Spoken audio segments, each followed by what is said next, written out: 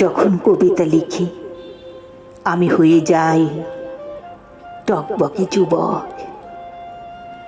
কাউকে চিনি না আমি, পিছন ফিরে তাকাবার চক্ষু দুটি এক নিমেষেই ডুবে যায় কর্পূরের মতো।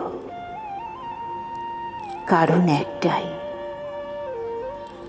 একটাই, প্রেয়সী হলে শিকল টেনে ধরে পায়, বন্ধু হলে গর্জে উঠে থামাতে চায়।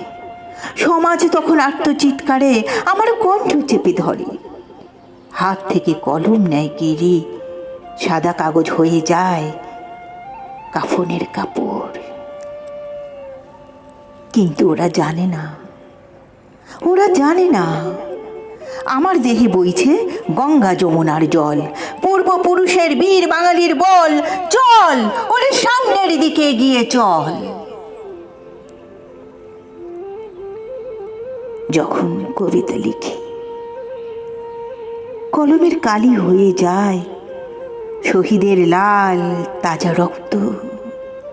সূর্য পিরামিড ভাঙার গর্জন হৃৎপিণ্ডের অলিতে গলিতে হুঙ্কার দিয়ে ওঠে।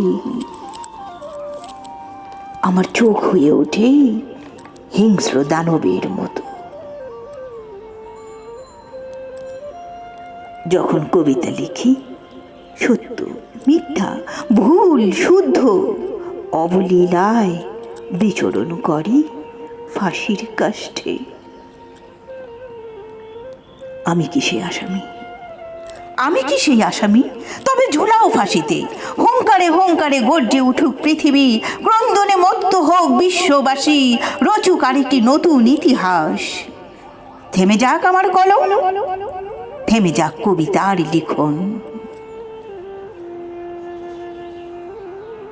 যখন কবিতা লিখি আমি আর থাকি না আমাতে, জানি না সবার হয়ে যাই কেমনই।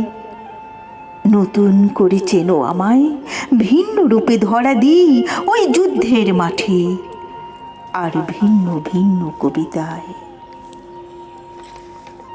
অন্তর্নির্যাস নিঃসরিত হয় ভাব বিলাসে, চোখে ভেসে উঠে স্বদেশ মানচিত্র, বুকে বাজে স্বাধীনতার গান।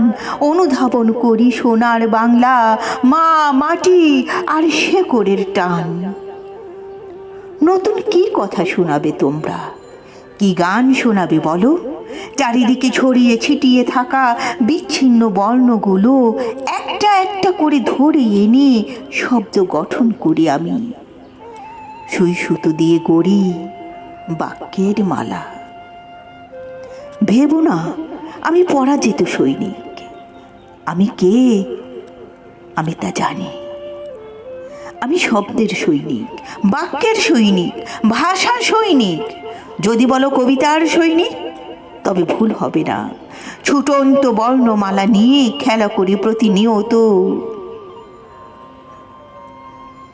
যখন কবিতা লিখি কাগজ কলম বর্ণমালা সবাই হয়ে যায় আত্মার আত্মীয়।